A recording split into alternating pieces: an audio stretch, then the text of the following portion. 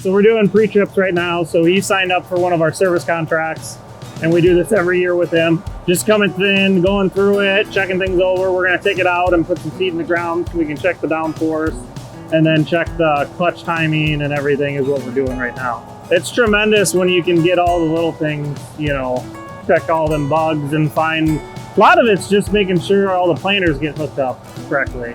You know, making sure that, you know, they hooked them up right and everything's working and nothing, you know, through the winter got, you know, pinched or smashed or something, or mice or rodents, you know. So it's very helpful.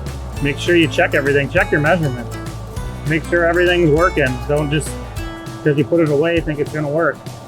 Get out, check it, do your pre-trips, check your measurements, check your maintenance, you know, do all that stuff, because when you're ready to go, you just want to go, you don't want to work on things. You find a lot of like wiring, you know, hookups, or, you know, a guy buys a new planter and maybe it wasn't completely wired correctly, you know, from the customer before. And so you just find a lot of the pain points and, you know, alleviate them now before we get all real busy. And, you know, so I don't know that I found one particular.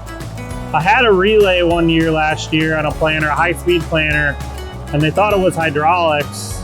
It turned out one of the relays was weak and it wouldn't let power come through, and it was just bizarre. I hadn't seen it before, and, you know, just chasing it. You know, this morning it was just, you know, the planter that they bought hadn't been wired correctly from the start, and, you know, it just took getting out on it and seeing that it just didn't have the power connected correctly was the issue. Got it to correct power and send it down the road.